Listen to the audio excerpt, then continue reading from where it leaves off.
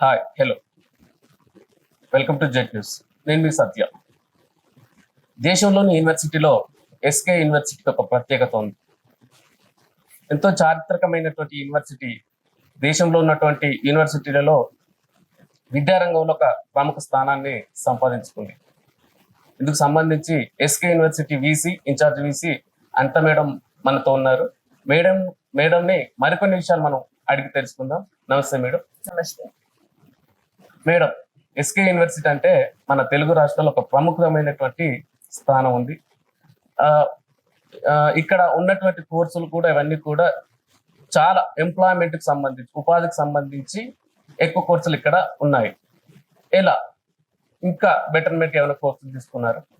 అవునండి, ఇక్కడ మనకు కన్వెన్షనల్ కోర్సెస్ తో పాటు ఎంసీఏ కానీ, ఎంబీఏ కానీ, లా కానీ, తర్వాత మాకు ఒక ఇంజనీరింగ్ కాలేజ్ ఉంది, campus engineering college, pharmacy college, BEd college. So మొత్తం ఈ 4 కాలేజెస్ ఉన్నాయి. సో ఇవన్నీ professional courses, job oriented courses.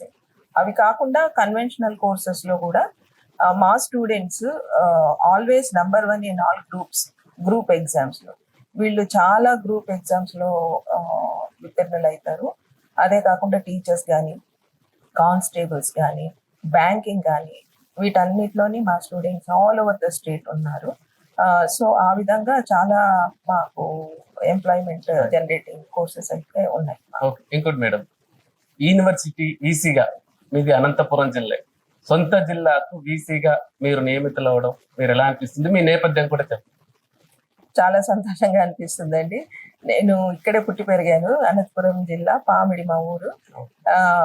ఇక్కడ నుంచి 30 కిలోమీటర్స్ ఉంటుంది.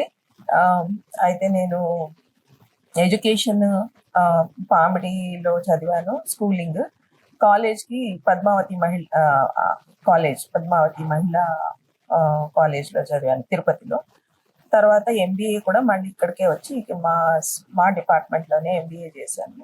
ఎంబీఏ అవ్వగానే విత్ ఇన్ 1 ఇయర్ నేను మళ్ళీ అసిస్టెంట్ ప్రొఫెసర్గా జాయిన్ అయిపోవడం జరిగింది అదే డిపార్ట్మెంట్లో.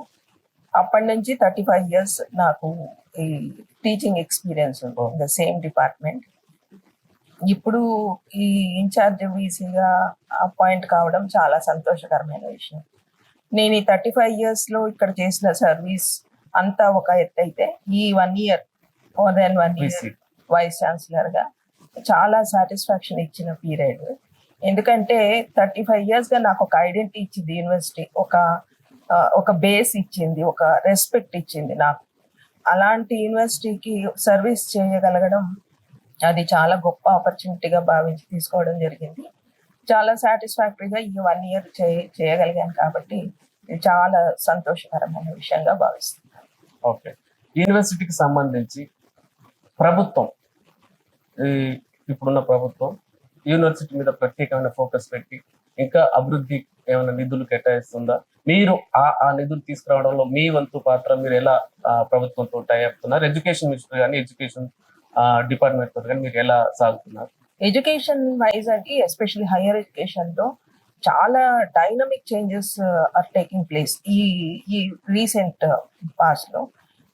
ఎడ్యుకేషన్ మినిస్టర్ గారు కానీ, చీఫ్ మినిస్టర్ గారు కానీ, వాళ్ళ main aim and focus is always on job orientation of the students. ఒకటైతే జాబ్స్ మీద డిపెండ్ కాకుండా వాళ్ళ సొంత ఎంటర్‌ప్రెన్యూర్‌షిప్స్ స్టార్ట్ చేయడం ఇంకొకటి.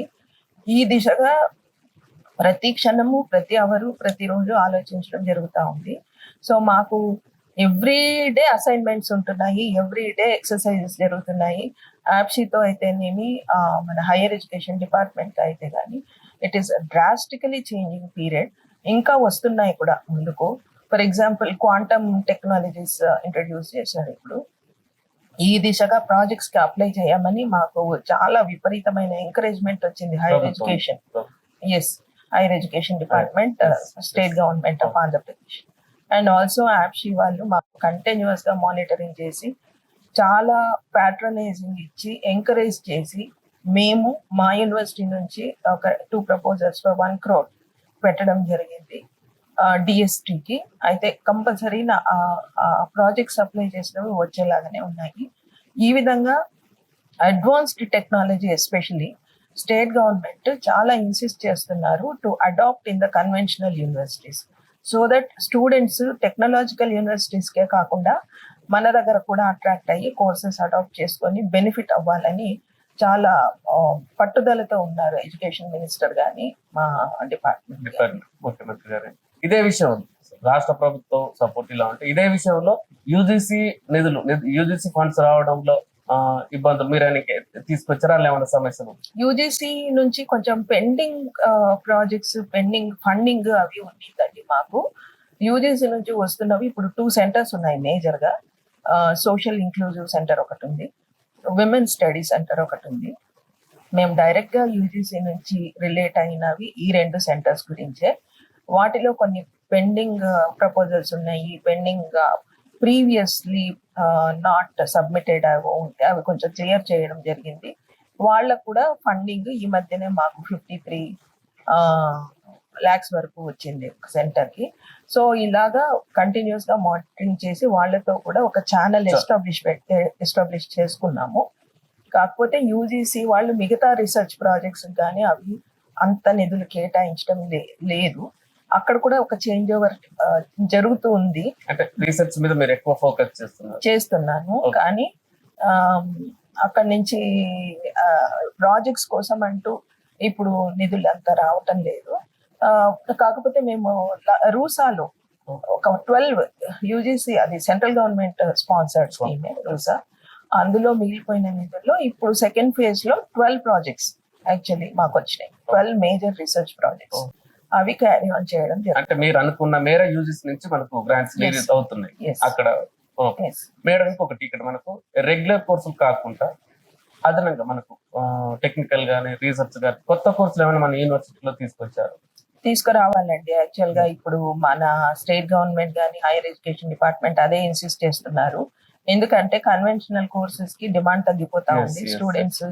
స్టూడెంట్స్ ఎప్పటికీ ఇంజనీరింగ్ లేదా అదర్ ప్రొఫెషనల్ కోర్సెస్ చూస్తున్నారు.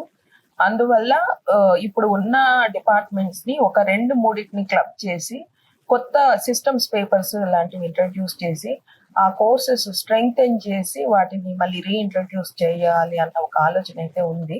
దానికి చాలా ఎలాబరేట్ ఎక్సర్సైజ్ జరగాలి డెఫినెట్ గా. అది ఇప్పుడు కొత్త కోర్సులు అంటే మనకు దేశవ్యాప్తంగా కావచ్చు, ప్రపంచవ్యాప్తంగా ఏ బాగా మనకు ఏ మన ప్రత్యేకంగా ఇక్కడ ఏమన్నా రీసెర్చ్ కానీ కొత్త అది తీసుకొస్తున్నారా? దాని గురించి మీరు AI and machine learning course ఒకటి ఆల్రెడీ ఈ అకాడమిక్ ఇయర్ కి మన engineering college, SK university engineering college లో ఆల్రెడీ స్టార్ట్ చేశాము. అదే కాకుండా కొన్ని departments on their own, for example మా కామర్స్ డిపార్ట్మెంట్ లో ఏఐ కోర్సు ఆప్షనల్ కోర్స్ గా ఇంట్రడ్యూస్ చేయడం జరిగింది. ఇలాగా డిపార్ట్మెంట్స్ చేస్తున్నాయి. అదే అంటున్నా, ఇప్పుడు కొంచెం సోషల్ సైన్సెస్ డిమాండ్ తగ్గింది కాబట్టి అలాంటి కోర్సెస్ కంబైన్ చేసి 1-2 ఆ పేపర్స్ షఫుల్ చేసుకొని మెషిన్ లెర్నింగ్ కానీ ఆర్టిఫిషియల్ ఇంటెలిజెన్స్ కానీ ఇలాంటి పేపర్స్ వాటిలో పెట్టుకుంటే కొంచెం స్టూడెంట్స్ ఫ్రెండ్లీ కోర్సెస్ చేసినట్టు ఉంటుందని దానిపైన ఈ అకాడమిక్ ఇయర్ కంపల్సరీ చేస్తాం. నెక్స్ట్ అకాడమిక్ ఇయర్ కి మేము will be ready with the new courses. Madam అట్లానే మన యూనివర్సిటీకి ఉన్న డిగ్రీ కాలేజ్, టెక్నికల్ కాలేజ్ ఏదైనా సార్, వారికి మీరు అడ్మిషన్ విషయంలో కానీ ఆ కాలేజీ కోర్సుల విషయంలో కానీ మీరేమన్నా సూచనలు, సలహాలు? ఎన్ఈపి 2020 అడాప్ట్ చేసుకోవడం జరిగింది. అది డిగ్రీ కాలేజెస్ కూడా సేమ్ ఇంప్లిమెంట్ చేయడం జరిగింది. మామూలుగా మనకు తెలంగాణలో అక్కడ హైదరాబాద్ చూస్తే దోస్తు ఆ టైప్ లో మనకు ఇక్కడ అడ్మిషన్స్ అదే ప్రక్రియ, పాత ప్రక్రియ కొత్తగా ఏమన్నా మనకు అడ్మిషన్స్ అంటే అది కొంచెం అండి ఇప్పుడు చేంజ్ ఆఫ్ యాప్షియల్ గవర్నెన్స్ అది ఉంది కాబట్టి ఇప్పుడు ఇంకా మాకు క్లారిటీ రాలేదు. ఆల్రెడీ కామన్ ఎంట్రన్స్ ఎగ్జామ్ అయితే అయిపోయింది.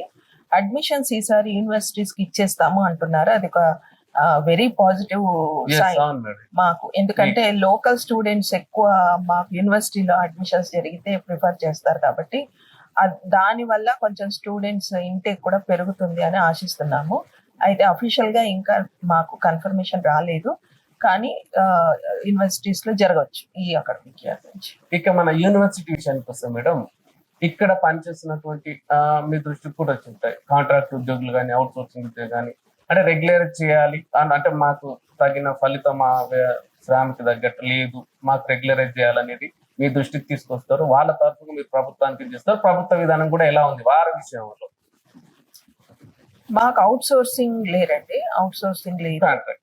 కాంట్రాక్ట్ టీచింగ్ అసిస్టెంట్స్ ఒక 11 Yes. మంది ఉన్నారంటే, మిగిలిన వాళ్ళంతా మినిమం స్కేల్, టైం స్కేల్ అంటారు. Minimum time scale and minimum scale అని 2 గ్రూప్స్ ఉన్నాయి.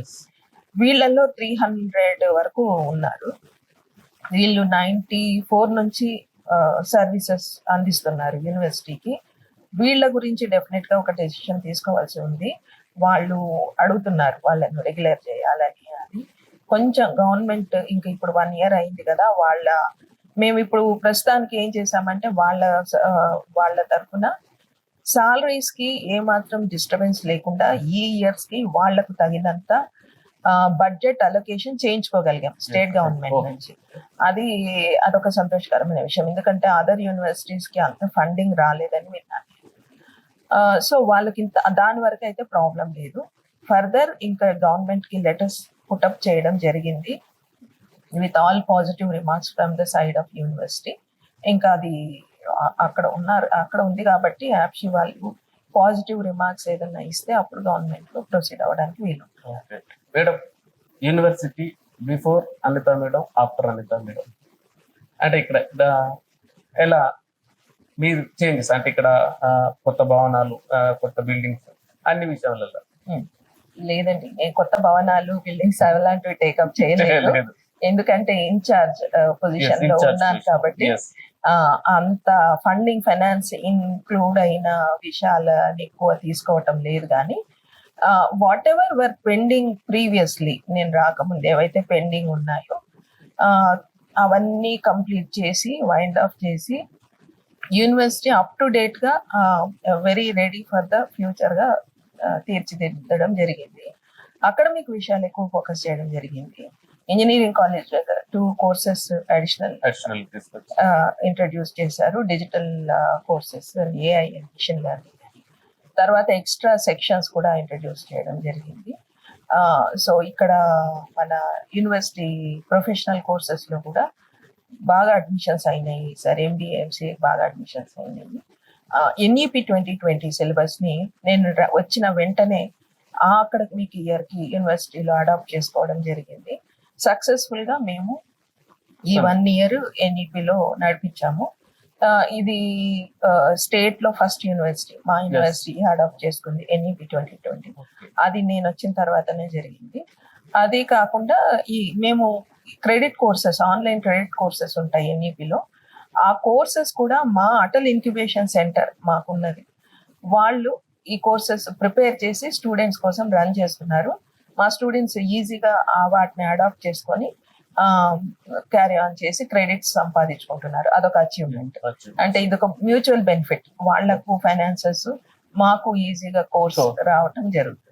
అంటే దీన్ని బట్టి చూస్తే ఆఫ్టర్ అనిత మేడం వచ్చాక యూనివర్సిటీ రాష్ట్రంలో ముందంజలో ఉందని మనం అనుకోవచ్చు. అంటే విద్యార్థులు కూడా ఎస్కే బాగా ఎంచుకుంటున్నారు.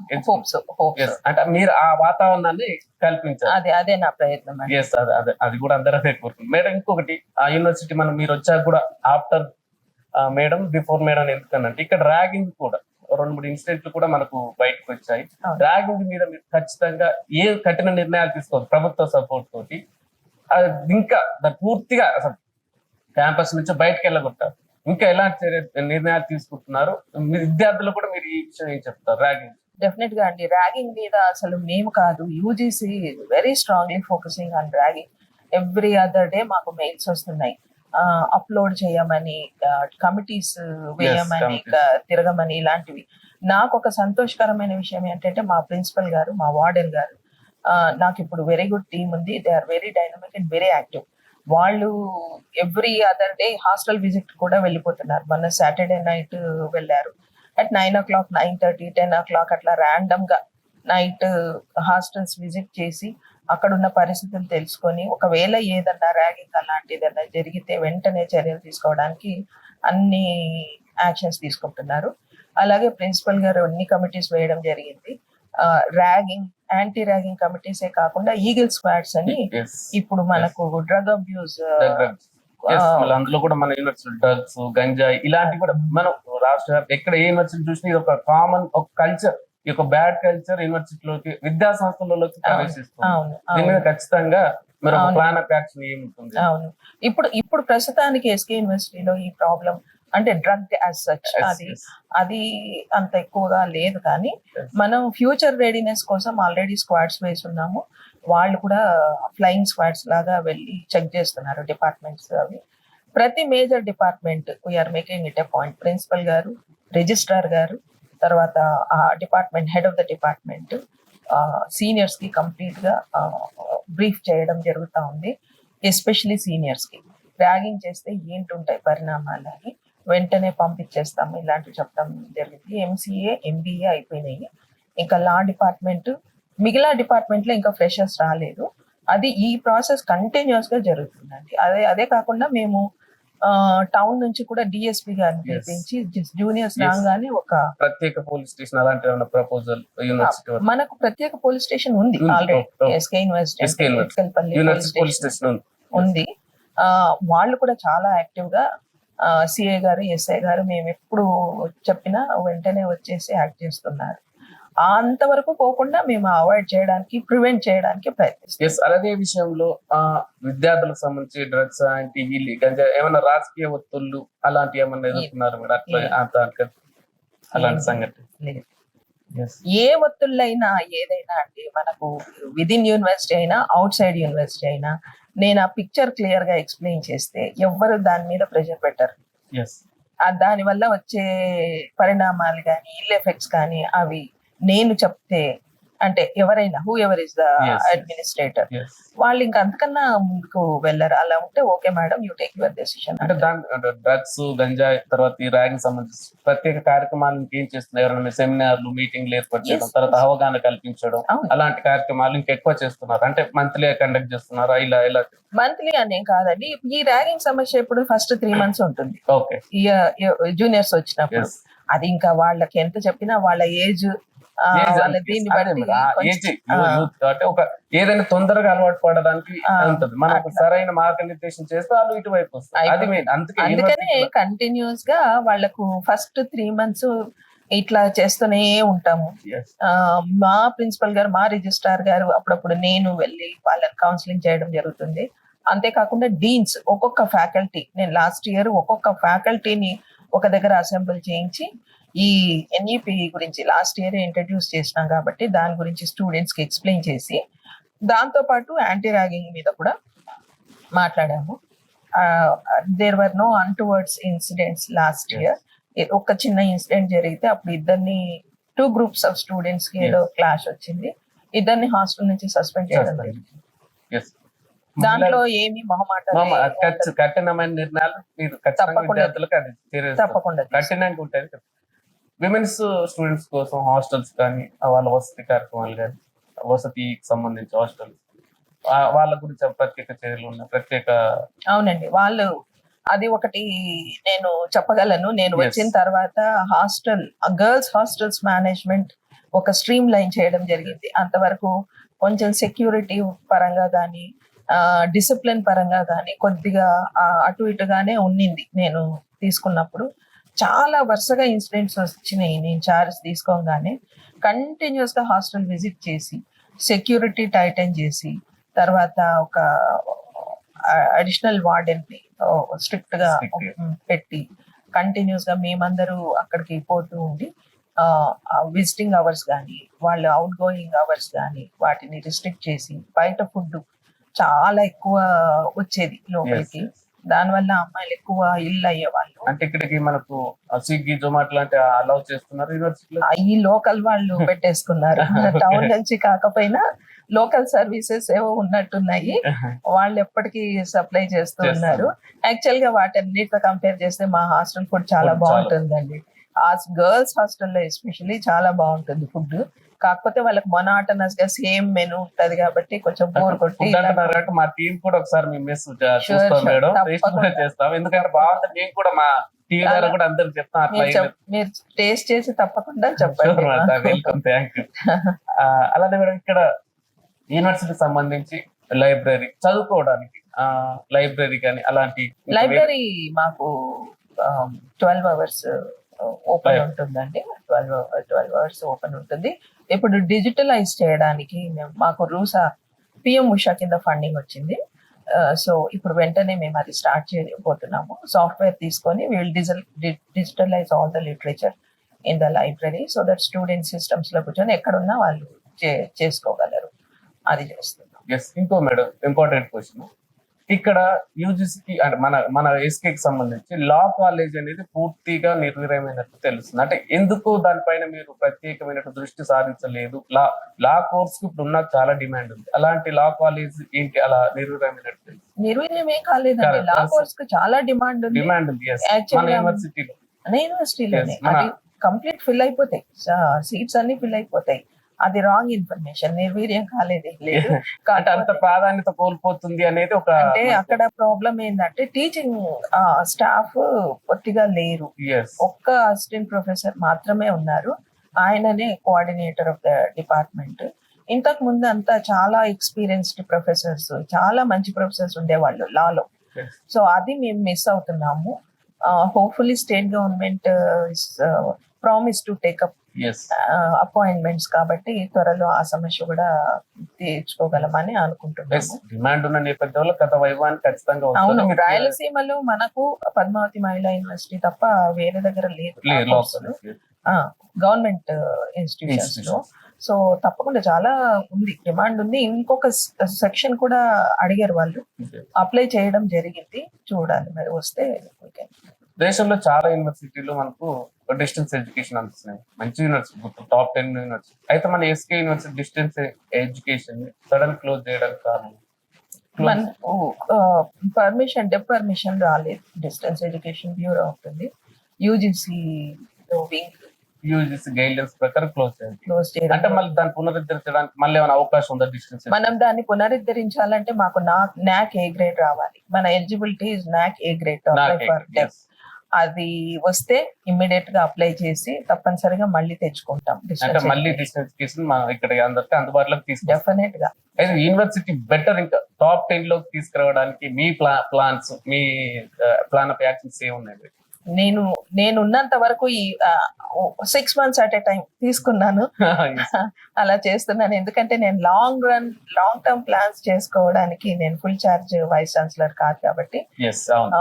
అంత లాంగ్ రేంజ్ విజన్ పెట్టుకోలేదు. కానీ బట్ అంటే as an administrator I can see that financial గా డెఫినెట్ గా ఇంప్రూవ్ చేసుకోవాలి. సెల్ఫ్ ఫైనాన్సింగ్ ఏవేవి ఉంటాయో అవి పునరుద్ధరించుకోవాలి కంపల్సరీ. తర్వాత ఈ కోర్సెస్ అన్నాను కదా, కొత్త కోర్సెస్ ఇంట్రడ్యూస్ చేసి వాటిని సెల్ఫ్ ఫైనాన్స్ కింద ఇస్తే స్టూడెంట్స్ జాయిన్ అయ్యే అవకాశం ఉంది. మాకు కూడా యూనివర్సిటీకి ఫండింగ్ వచ్చాం. Yes. ఎందుకంటే యూనివర్సిటీ మెయిన్ ప్రాబ్లం ఫైనాన్సెస్ అండి. ఇప్పుడు మాకు ఫైనాన్సెస్ బాగా తగ్గిపోయినాయి.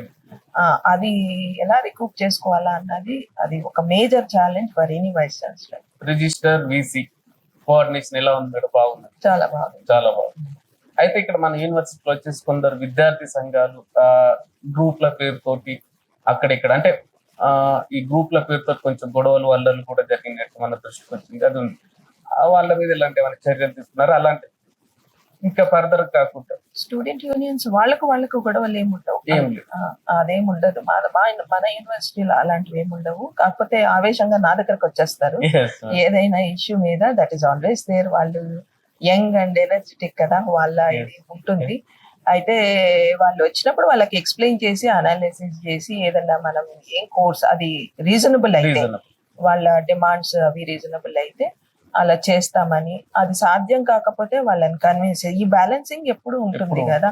యాజ్ ఎ టీచర్ మేము చేస్తాము, యాజ్ అన్ అడ్మినిస్ట్రేటర్ అలాంటివి చేయాల్సి. గ్రూప్ క్లాషెస్ ఎప్పుడు ఉండవు. ఎక్కడ? ఇక్కడ ఏం ఓకే. విద్యార్థుల లేకపోతే యూనివర్సిటీలో అలాంటి గ్రూప్ విభేదాలు ఉన్నట్టు లేదు.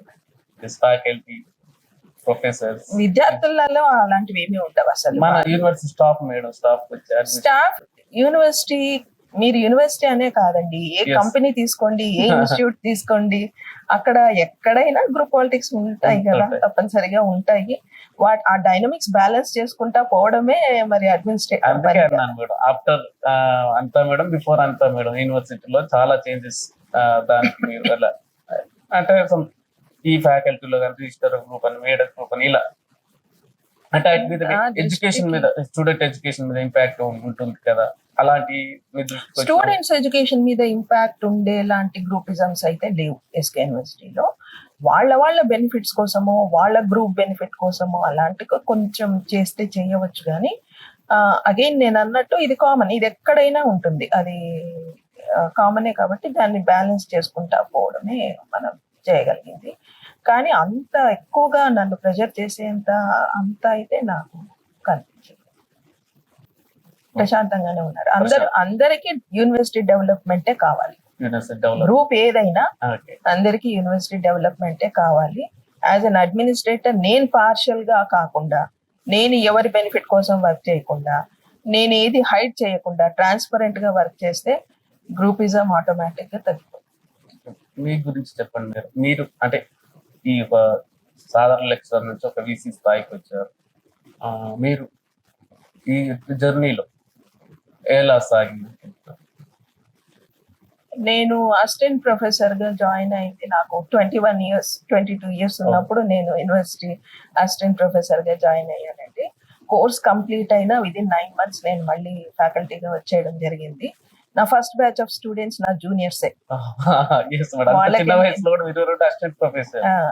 అవడం జరిగింది. అప్పటి నుంచి ఈ 35 years లో అసోసియేట్ ప్రొఫెసర్ అయ్యాను.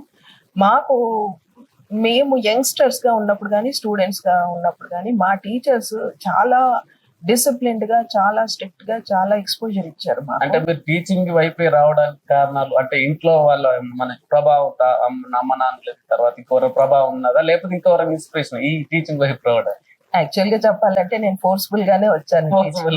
యాక్చువల్లీ ఏం కావాలనుకున్నారు మేడం? యాక్చువల్లీ ఇండస్ట్రీలోకి వెళ్ళిపోవాలనుకున్నా. ఎంబీఏ చేశాను కాబట్టి ఇండస్ట్రీలోకి వెళ్ళాలి అని అనుకున్నాను. ఒక ఆపర్చునిటీ కూడా వచ్చింది. ఆ ట్రైనింగ్ కలకత్తాలో అని మా పేరెంట్స్ నన్ను అలో చేయలేదు, అంత దూరం పంపించడం ఇష్టం లేక. నేను ఈ సందర్భంగా మా ప్రొఫెసర్ సుబ్బారావు గారని మాకు ప్రొఫెసర్ గురువు గారు, ఆయన ఒక రోజు మా అందరికి, మా బ్యాచ్ స్టూడెంట్స్ అందరికి ఒక టెలిగ్రామ్ ఇచ్చి రిజల్ట్ వచ్చింది రండి అని. అప్పుడు రిజల్ట్ కోసం వస్తే అందరితోని అప్లికేషన్స్ ఫిల్అప్ చేయించారు. అప్పుడు అసిస్టెంట్ ప్రొఫెసర్స్ నోటిఫికేషన్ వచ్చింది. మాకు అస్సలు తెలీదు, ఐడియా కూడా లేదు. కానీ ఆయన చెప్పినందువల్ల చేశాము. తర్వాత ఇంటర్వ్యూకి అటెండ్ అవ్వడము, జాబ్ రావడం జరిగింది. పేరెంట్స్ ఏమో ఇంట్లో అదే టీచింగ్ అయితే సేఫ్ గా ఉంటది, సెక్యూర్డ్ గా ఉంటది, నియర్ ప్లేస్ ఇలాంటివి ఉంటాయి కదా వాళ్ళకు. సో వాళ్ళు కూడా అదే ప్రిఫర్ చేయడం వల్ల జాయిన్ అయిపోయారు. అమ్మ నాన్నలు వ్యవసాయ కుటుంబం నుంచి వచ్చారు, వాళ్ళు ఎంప్లాయీస్. వ్యవసాయము, ఆయన ఎక్సైజ్ కాంట్రాక్టర్ అండి. మా ఫాదర్ ఎక్సైజ్ ఫాదర్ కాంట్రాక్ట్ కాబట్టి మీరు ఇండస్ట్రీ వైపు వెళ్దాం అనుకున్నారు. మళ్ళీ తర్వాత అయితే ఇప్పుడు ఎంచుకున్న ఈ ప్రొఫెషన్ ఎలా ఉంటుంది, ఎలా అనిపిస్తుంది? విదిన్ 1 year నేను I started enjoying teaching. First teaching నా స్టూడెంట్స్ కి కాబట్టి నాకు చాలా హ్యాపీ, సంతోషం, హ్యాపీ కాదు, నర్వస్ గా ఉంది, చాలా నర్వస్ గా ఉంది. బికాజ్ వాళ్ళని అన్ని రోజులు ర్యాగింగ్ చేస్తాము ఫస్ట్ మంత్. తర్వాత వాళ్ళ ముందు టీచర్ గా నిలబడి వాళ్ళకి ఏదో టీచ్ చేయాలంటే బాగా నర్వస్ సడన్ గా ఒకేసారి పెద్దవాళ్ళు అయిపోయినట్టు. అదే అలా ఉన్నింది. తర్వాత నేను within 1 year I started enjoying teaching. వాళ్ళ స్టూడెంట్స్ తో అసోసియేట్ అయ్యి వాళ్ళతో ఫ్రీగా ఉండి వాళ్ళతో ఫ్రెండ్లీగా ఉంటే మనకు సాటిస్ఫాక్షన్ వస్తుంది. అలాంటివి తెలుసుకున్న తర్వాత ఇక ఓపెన్ అప్ అయ్యి టీచింగ్ లో బాగా ప్రావీణ్యం.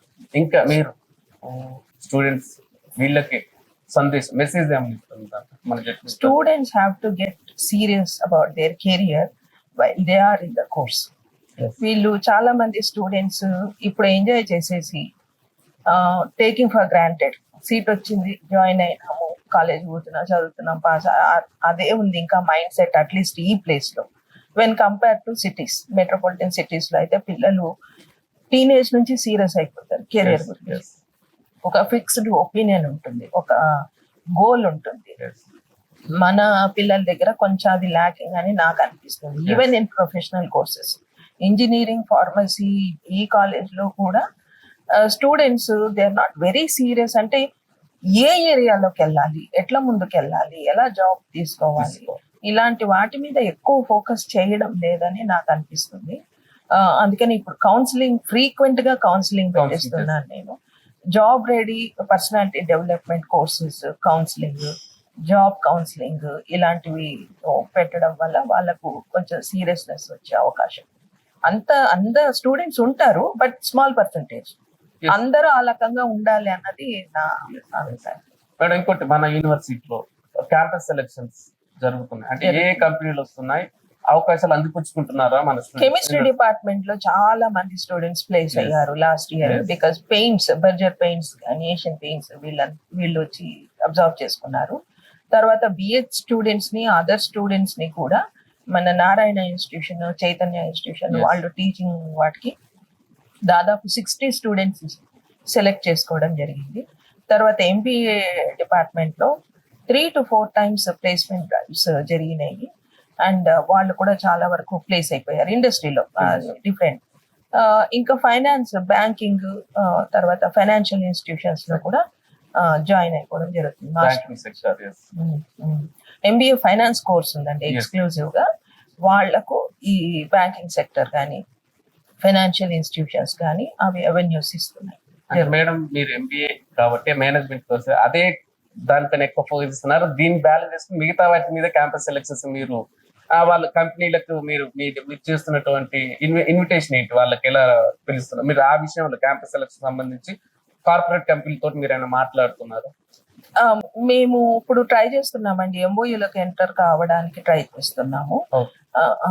అంటే ఫస్ట్ మన స్టూడెంట్స్ ని we should get them ready for the industry. First అది చూసుకోవాలి కదా మన దగ్గర Yes. ఎట్లా ఉన్నారు అనేసి. సో దాని గురించి మేము వాళ్ళ డెవలప్మెంట్ మీద ఈ 1 year ఫోకస్ చేయడం జరిగింది. ఆ రకంగా skill development centre government sponsored ఉన్నారు మనకు, వాళ్ళ అవి ఇవ్వడం జరిగింది. అలాగే అటల్ ఇన్క్యుబేషన్ సెంటర్ మా దగ్గరే ఉంది యూనివర్సిటీలో, వాళ్ళు ఈ పిల్లల్ని ట్రైన్ అప్ చేయడం జరిగింది. వాటి మీద ఫోకస్ చేసాం ఇన్ని రోజులు.